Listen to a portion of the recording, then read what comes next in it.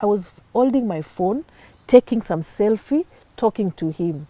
That was our last conversation, that this place looked like Naivasha. Next, I was in ICU.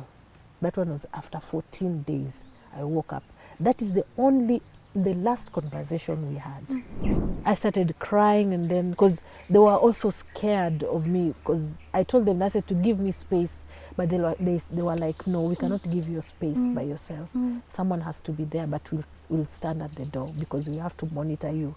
Because now I felt like they were scared of me, that I can do anything. So I was I was not even allowed to have my phone. Even the charger, I was not allowed, because they thought that I can use charger just to commit suicide.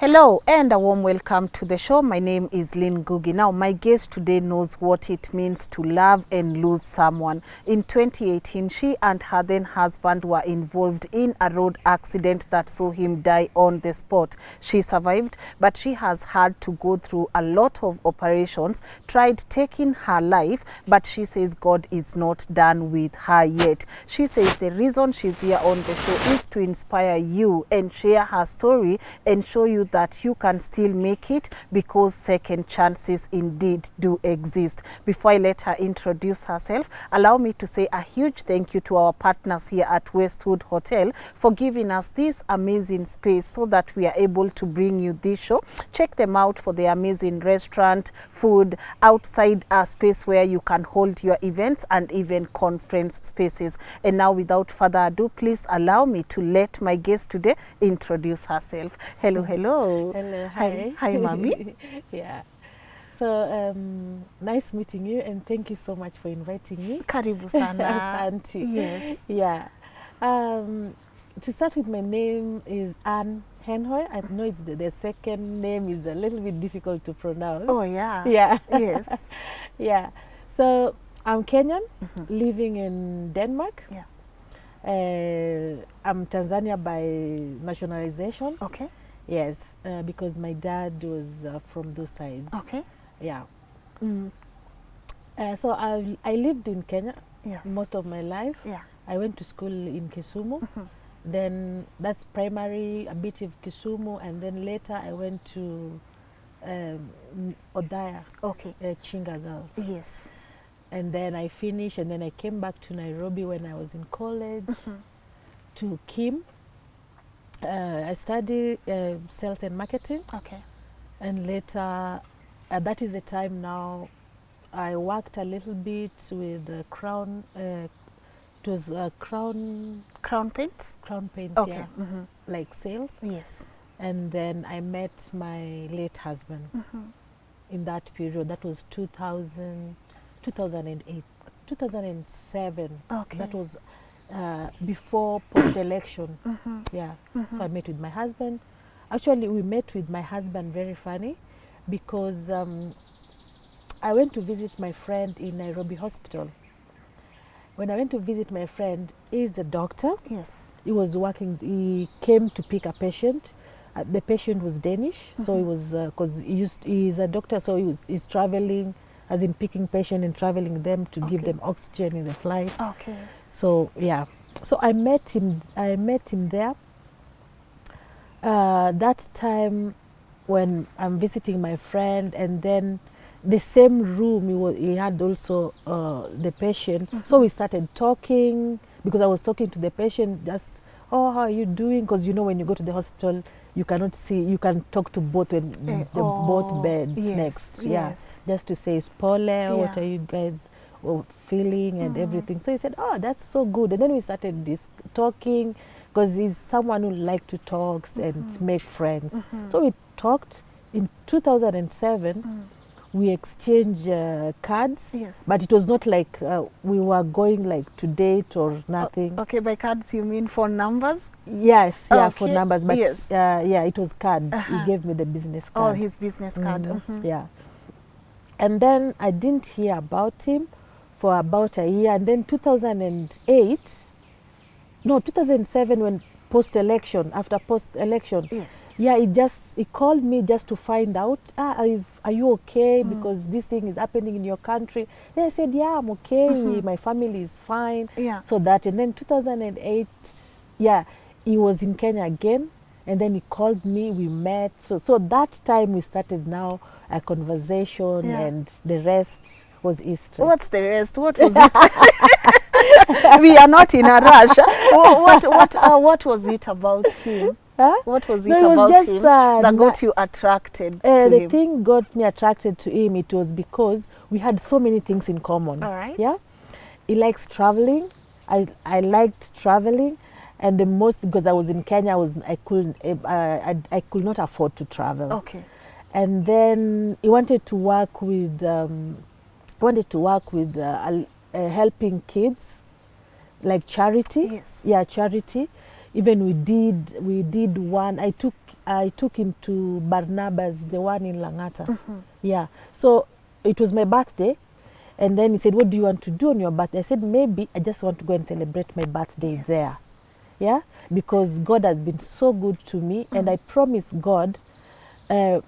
When I was in school, I promised God one day, if I have certain amount in my account, I will just go and celebrate with the children's home. The reason why I was doing that, because I'm an orphan. I lost my parents when I was very young. Both they died on car accident, and then I was brought up by my grandparents. And then later my grandparents also died. So I felt like alone, orphan. So I was like, I really want to go and spend with this orphan. So those are the things when I told him, he got attracted to me about being orphan, losing your parents at a young age. So we started discussing about those things. So the dating was more of you guys doing things you love doing? Things together, and the charity. I think that was more fun, actually. All right. Yeah. So at what point did you get to, okay, I like this guy, and I'm thinking I can spend the rest of my life with this guy? In the middle of a conversation, I said, I've never been to Europe. No, I've been to Europe when I was young. When I lost my grandparents, my auntie took me to Germany. Because I was so depressed, and I didn't know I was depressed, because my aunties were scared that maybe I will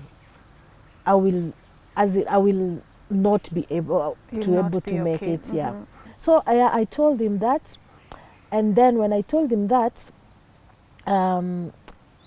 he told me that, oh, okay. And then I said, I really want to go. I was in Germany, but I really want to go now. Now I feel like going there and see snow. Actually, I said snow. I really want to go and see snow, and then I see if I can stay there or if I cannot stay there. Then he said, it's fine, I can invite you wintertime, and then you come back, then I invite you summertime, and then you make up your mind if you can live in Denmark. And then he told me that, just to know that Danish is very difficult. It's the most difficult language in the world. It's the way you read it is not the way you pronounce it. What nationality was he? Was he Kenyan? My husband. Yes. Oh, my husband was Danish. He was Danish. He was half Danish, half Swedish. Okay. But they were living in Denmark. Okay. So that's what he told me, that Danish is you have to learn language. It's very, very difficult. That's the most important thing. Then I said, I will try. Good. I'll just try. Yes. Just keep it a try. Yes. Yeah, he invited me 2009.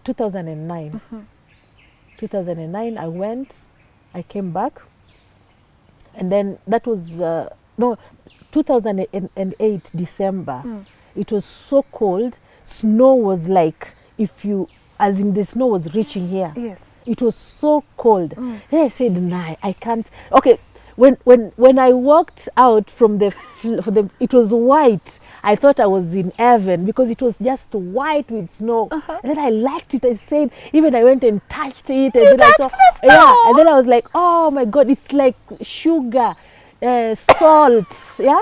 And spice, yeah. and everything nice. So and then it's like, okay, that's good. And that time, and then I went summertime. Summertime was so good. Yeah. Then I said, I can live here. because this changing of weather, it's so nice. Because in Kenya we have only a rainy season and the and summer. sunny season. Yeah. Yes. So that's all. As in tuko na Januari na July. Yes. Yes. So Yeah. nikasema yeah, me I like it. And then 2009 I came back. Yes. When I came back 2010 I went again. Then we got married 2011. Yeah. Wow. 2011 we got married in Denmark. Okay. Yeah. How was that? How was that Oh, day it for was, you? yeah, it was so good. I was so happy. It was a garden wedding. Oh yeah. My family went, and yeah, and the family of, actually they said that it was because normally, you know, Danish people, wedding is just family and few friends. Yes. But for us, we were many, over 200 people. Oh. Yeah, so it was so huge. For them, they don't like that. Yes. Yeah. But for me, I said, yeah, it's my first wedding. I don't want to do it because every woman wants to get married Yes. and wear the gown. Yes. So I really want to wear that gown and just, yeah. And then it was on the garden and it was smart. And then we started life together. Yeah. Okay. And you moved completely from Kenya yeah. to Denmark. I moved there to, yeah, I moved in Denmark. We in Copenhagen. So we used to travel a lot. Me and my husband, because he was traveling for work. So, but not all the time because I was also studying. I decided to change my career because I did business and management here in Kenya. So I had to change my career because I wanted to work with children. That was my passion. Because we sat down and he told me, do what you like, do what makes you happy. Do what you are passionate about. Yeah. Then I said, yes, I'm going to do it. So I started then, because the course I was going to take, it was going to be in Danish. It was not in English. Yeah. So I had to start with the language. After language, so all my courses I did them in Danish. Okay. And after that, the one I was taking, it became so difficult in the middle because of the language. And then I felt a little bit stressed and depressed. And then I took a break for 1 year. Yeah. Taking a break, I did not take that I was not going to school. I said because my language was still not good, so I had to go to like high school so that I could know how to write and read very well. Yeah. Yeah. Okay. So I went, like, it's called 9th grade. Yeah. You went back to 9th grade? I went back to 9th grade. Okay. Just because of the language, because so that I could continue with my study. Yeah, after that, yeah, we continued traveling. Life was good. We were traveling all over. Actually, if you ask me how many countries have you been, I've been to so many countries. Yeah, because every year we were traveling, as in me and my husband, we could travel like 5 times. And then with the family, because my husband had kids. He had four beautiful girls. So we were traveling together as a family. Plus, like winter time, we could travel winter time where we are going to ski, because he taught me how to ski. He liked nature and all these things. So he taught me to go and ski. So we used to travel winter time. We are going for skiing. In April, it's Easter time. We travel somewhere to be with kids and help some kids. So this time when we went to Spain, it was not the first time we were going to Spain with the family. This particular time now, we went to Spain with the family. We normally travel, when you travel with the family, it's 2 weeks. Okay. So we had already spent 1 week. We were remaining with 1 week together. Yeah. So that morning we woke up. My husband told me, because we had a plan that we were going to Spain for 2 weeks, and then it was in July. Yeah. July 21st. So we were going home because he has to work for a week, and then we were coming to Kenya because we were going to check. We wanted to do a charity where in in Kibera.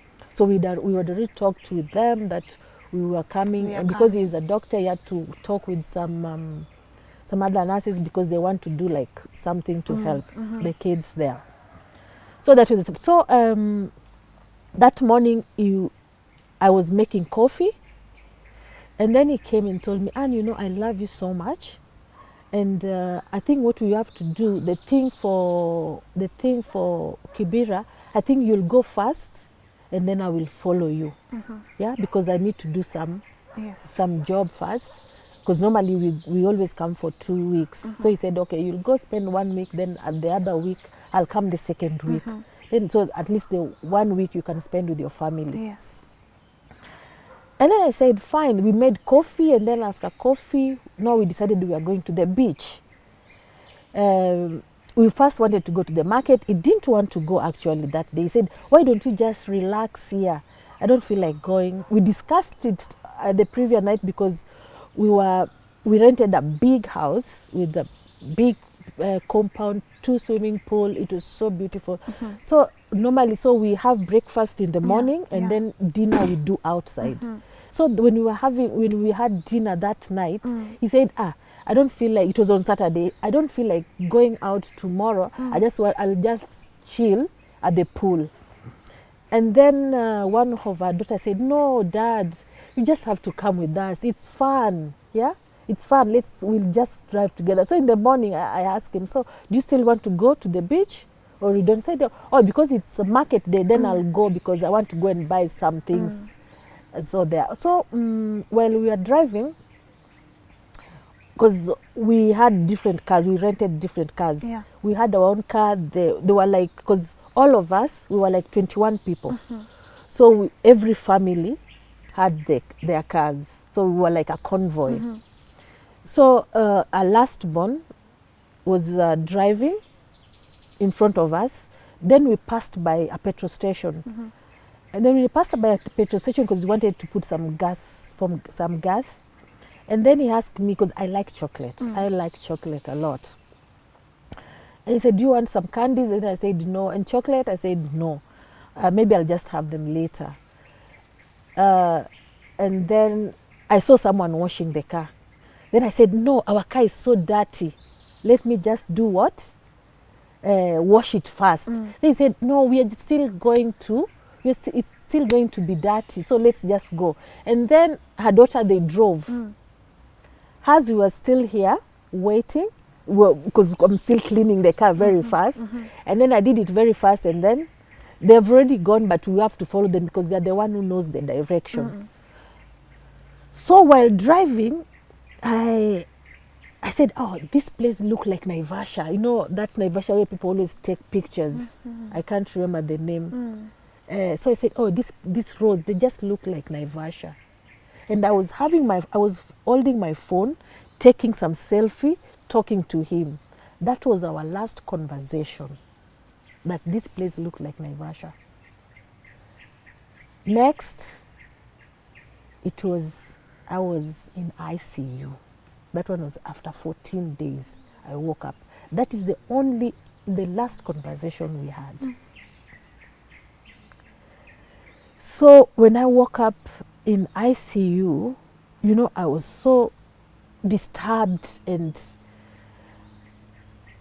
because the first thing I asked, "Where's my husband?"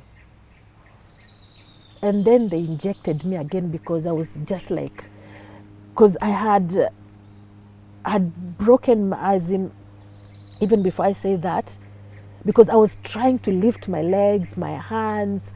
You know, you are in a shock. You're like, where am I? Am I dreaming? Is it true? What is happening? So I was like, I have pipes all over me, so I'm trying to pull them. And then the doctors came. I think they were watching me from the camera. They came. I saw so many people in white. Then I'm like, I'm dreaming. This dream, it can't stop. My head is just telling me that I'm dreaming. And then they injected me, so I had to sleep again. I woke up again at around daytime. That was the time I could not talk, but I just raised my this hand was because it was just lying there. I tried like this, and then I told them that if I could write something. Then they brought me an iPad. Then I asked them, where is my husband? Then they told me that your husband, you are involved in a car accident and your husband died on the spot. You know, there they will just tell you, as in, hakuna kufichwa, wanakuambia hapo na hapo, hakuna iti going round that your husband died on the spot. Then I was like, no, it's not true. And then they told me, okay, shortly, your sister is coming to see you. My sister, yeah, your sister will come and see you shortly. I said, my sister is in Kenya. I don't have a sister here. Then they said, just wait, your sister is coming. What the person I saw there who came in was my friend. I was so shocked. I asked her, what are you doing here? And then she said, Anne, you're fine, pale umetoka ndio mbali. Then nasema, nini imefanyika? Hebu niambie. And then I started crying. Akaniambia, Anne, usilie. Jens is in a good place. Don't cry. Then I don't know why. Yeah, and then akaniambia, I said, ati Jens amekufa. My husband is called Jens. Jens amekufa. I started crying, and then he said, Anne, don't worry. And then akaniwekea music nisikie. There's a song I used to like. It's a Luo song, a gospel. Akaniwekea I listened to that. And then the doctors, I think they injected me again so that I could relax. But I didn't sleep. And then a phone call. And then I asked, where is Luise? Luise is the daughters. Where is Luise and Mia? And then they said, Luise, they were not allowed to come because when the accident happened, they wanted a close family. And then that's why I had to come. I have to pretend that I'm your sister.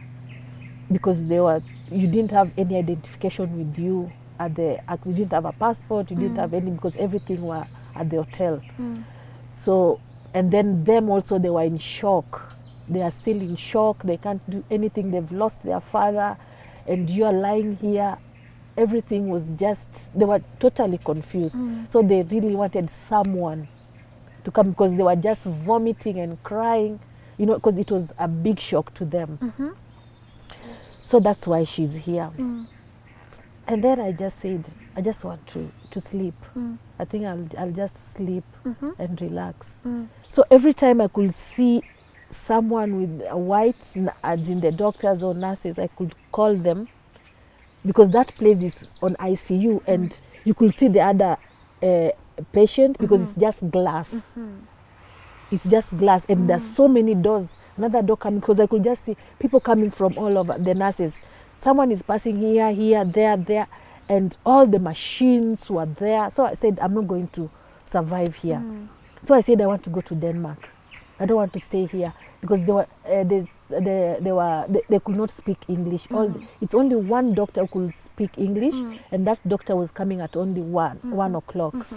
So the others could not speak, so we have to talk on Google. But all the time I was just writing. I could not talk. Then I told them that I want to go to Denmark. I don't want to stay here because I want to where I can speak and people can understand me. I have a lot of questions and I need answers. According to them, what exactly happened at the scene of the accident? Because you had stopped. So did someone come and hit your car, or are you guys on the move? So what I was told, because I can't actually, even if you ask me what really happened, I can't remember because I lost my memory. I lost my memory completely. So they said that there's a trailer. This big trailer came and hit us. Yeah, I think the trailer, even if the pictures were taken on the scene, that place was 40, and you could drive only 40. So it means that the trailer was in high speed. And then the guy also was found that he was in cocaine. Yeah? Because when you get accident, the first thing they have to So he was under the influence. Yeah. So it was like that, and I think the guy was also in shock. So that was the time, and then they told me when I had the accident, there was a guy with a motorbike behind us. So that guy was keeping me. I was talking. For me, I was crying. Remember, when I was crying, I had a phone on my hand. I took a video, and I sent that video. I sent it to one of my friends. I don't know how I sent that video, because even that video I can't see it. You can just see the way it was so disturbing. I was crying, my husband. And you could see the way it was. I'm bleeding. Everything was just all over. Yeah, and you could just see it was not like a direct video someone is taking. I think the phone was just in my hand, maybe holding, and then. So I have that video. That video, actually, I saw it this year. I was not allowed to see. Even these pictures, I was not allowed to see them. They took a lot of pictures, but I was not allowed to see them because they were saying that I wasn't ready to see them. So actually it was December last year. I took the pictures. I saw the pictures and the video they took. Also the picture of the car. So that guy was talking to me, as in to keep me awake. Yes. Yeah. And then that was after 1 hour the helicopter came. And now lifted you to the hospital. Okay. The accident was in Spain, in a town called Malaga. Yeah. Yeah. Okay. So did the doctor let you leave Spain to go to Denmark? Yeah, because them it was not like they were trying to stabilize me. Yeah. So they were communicating with the doctors in Denmark. So when they touched, and then after, I think I stayed in Spain for 3 weeks, and then I was airlifted to Copenhagen. So in Denmark, that is the time now treatment started. I remember they took me to the operation when I landed at around 6, and then direct to the operation room. That operation was done the whole night. Even the doctors did not finish. They left my stomach again open until the next day. And remember, also, I haven't seen my husband. And then time also, because Danish people, they have time to bury the body. So we are also rushing with time also here. And they cannot do it without me. And I have to go and see my husband first also before they arranged everything. And also they want to my idea, because my husband was half Swedish, half Danish. So it was me to decide whether my husband is going to be buried in Sweden or in Denmark. So I told them that, yes, I want to go and see my husband. So I was taken by the ambulance to go and see my husband at the mortuary. I could not believe. I could just see him lying there. Lying, with the same clothes, nice with the hat. But I was told that you can't see your husband. You'll see your husband only the eyes from here to here only. The other place will cover. Then I asked them why. Because that car really damaged him, and they said they tried to put like some plastic, so it's not more like him.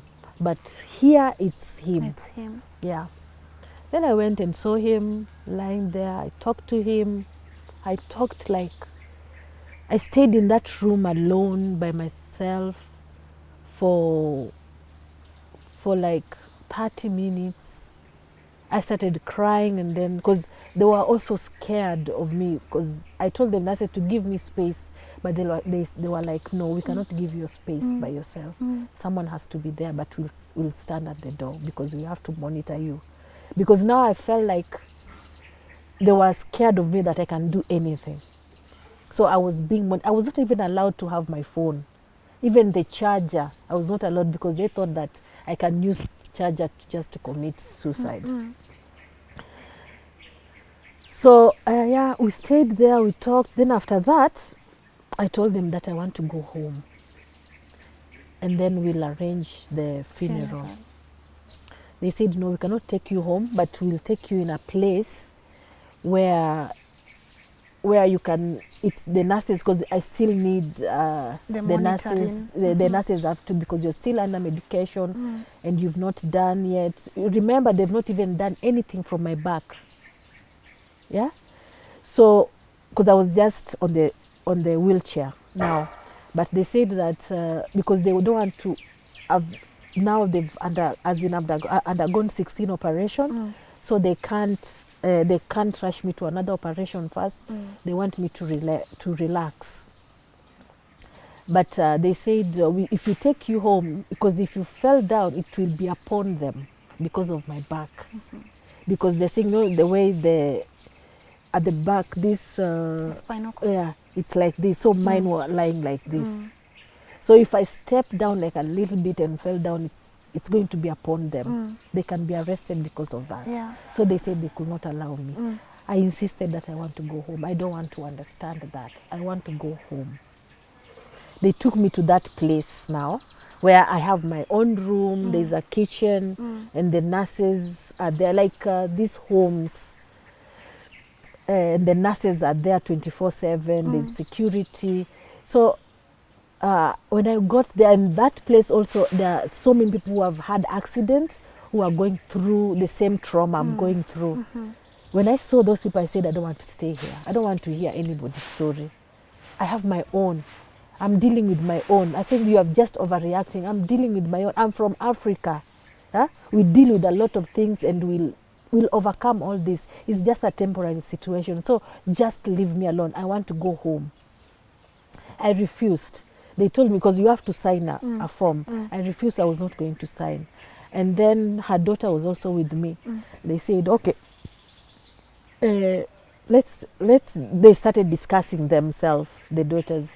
Like, let's see, if our dad was here, you know, our dad never forced us to do something.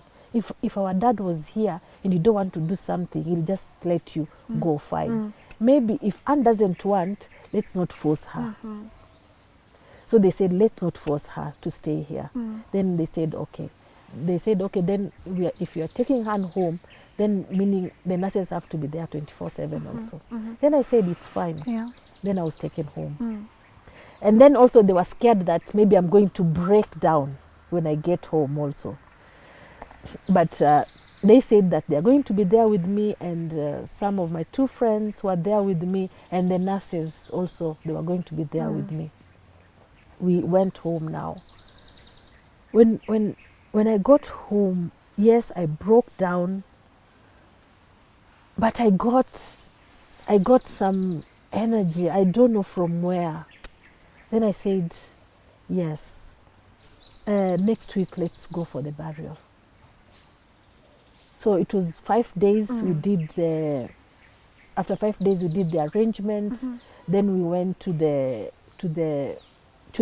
church, but to the grave I said it can wait because they have to burn the ash. Then I can stay with the ash at home until I am ready. Then we'll go and bury in Sweden. Because I said that my husband we used to talk a lot, and my husband used to talk about death like anything, because he was a doctor. So talking about death for him was nothing. Because I remember there's a time he told us, that, you know, Anne, I know I travel a lot, and maybe one day I can travel and then the plane will crash. I won't come back.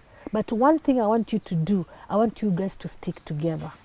I want you to be together all the time.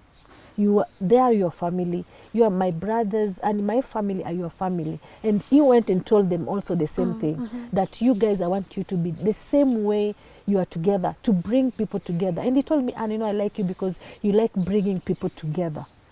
And that is the one thing I liked about you, because I like bringing family together. Even if there's a problem, I always like to bring that peace and bring people together. I think that is just me. So, and he said that that's what I want you to do. So when we were arranging about the funeral, they said that, but you remember Dad said that we always have to be together. And right now Anne needs us so much, and we have to stick together. So we were there. Even he has one brother, And one thing which was really breaking me up, because the same place my husband used to work, the same floor, that is the same floor I was admitted. Yeah, and then the same place my husband used to do the surgery, because he was also the one doing the surgery for the intestines and everything. It was the same room my husband was working. Even the colleague decided, now I'm not going to do it because I feel I'm touched.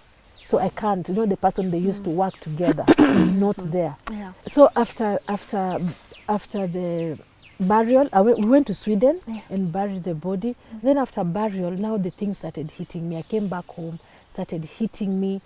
That is the time I was taken to the psychiatrist.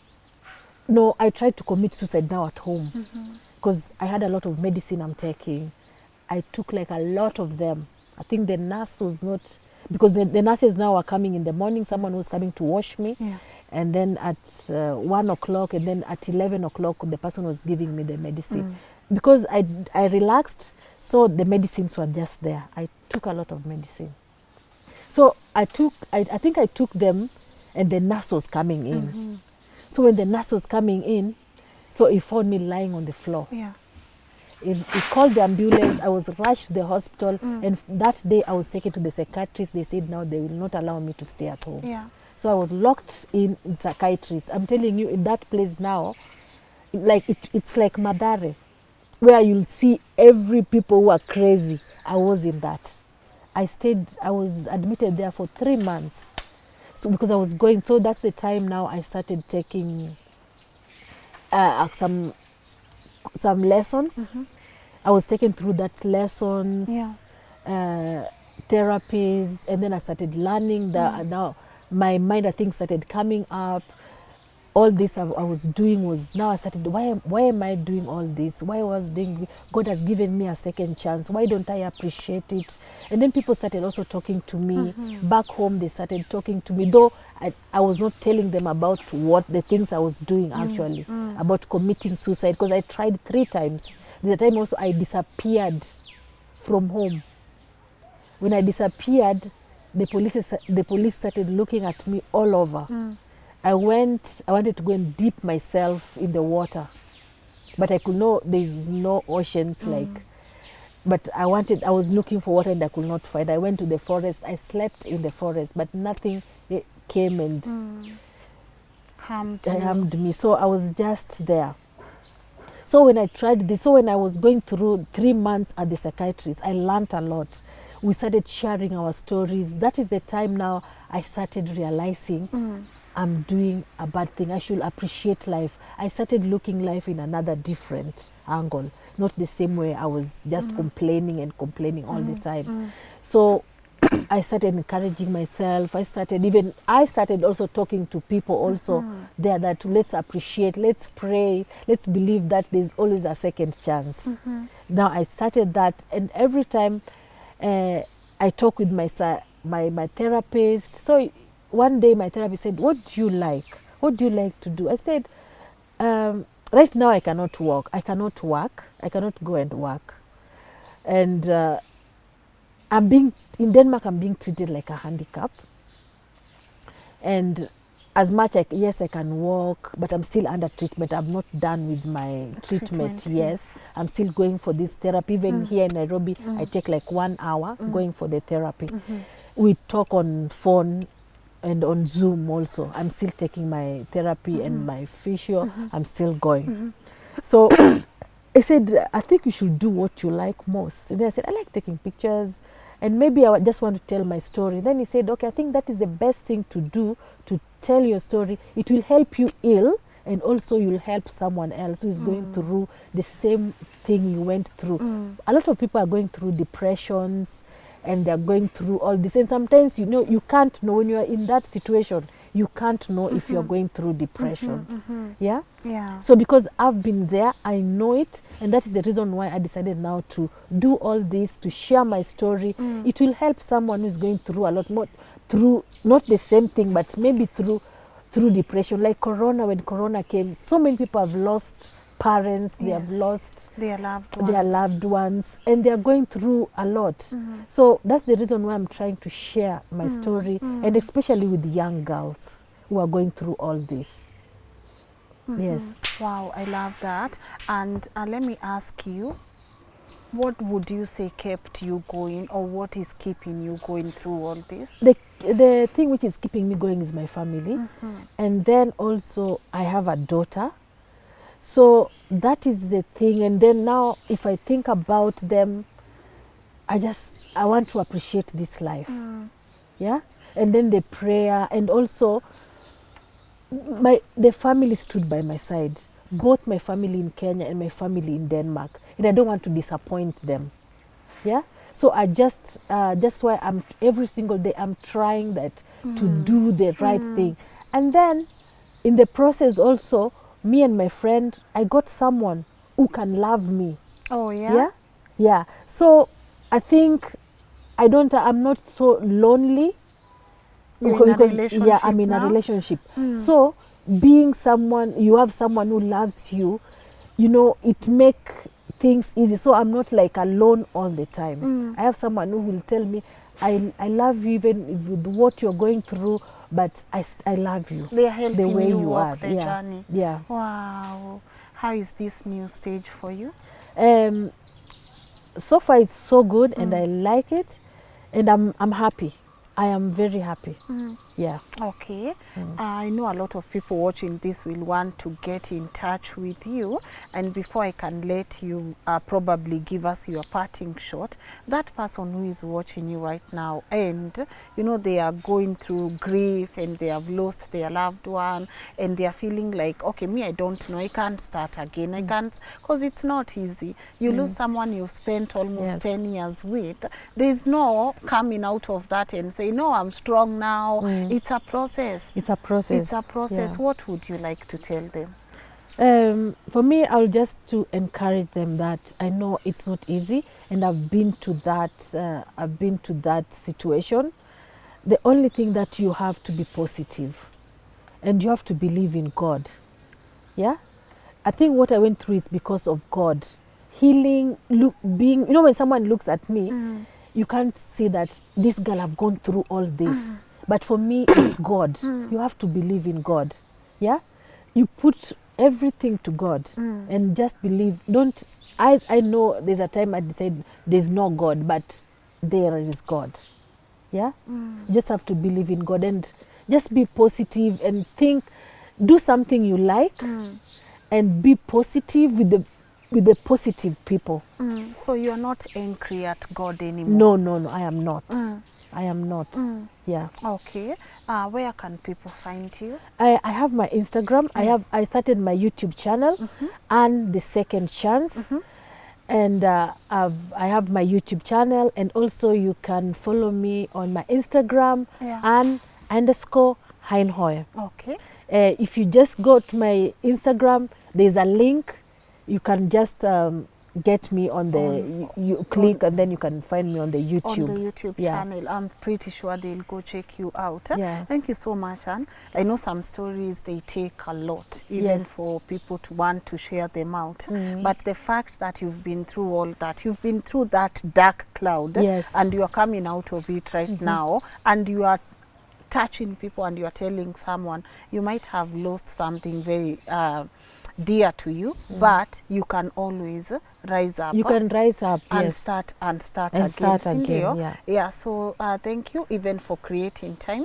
I know you are going back to Denmark, soon. So thank you even for supporting us while you are out there. And I really do hope. For me, I always say, if the essence of this story, the essence is to just like impact one life. If we are going to touch, even if it's just one life, just only one person, that's okay. That's okay. If one person gets touched by this story, then that's okay. So wishing you all the best, and thank you so much for stopping by. Yes, and my people, I hope we learn from today's conversation that indeed second chances do exist. And I want you to go show Anne some love on her YouTube channel. The link will be right there on the description and also pinned on the comment section below. And her links are also here on the screen. Feel free, her social media handles are here. Her YouTube name is here. So feel free to go and check her out. And if you want to share your story with me, please feel free to send a well-detailed brief of your story. My email is right here on the screen, and who knows, we could be sitting here next with you telling your story. Thank you so much for tuning in. Asanteni sana watu wa Westwood for this space, and to my amazing team behind this show, asanteni sana, mimi nawapenda. My name is Lynn Ngugi. Till next time, bye bye.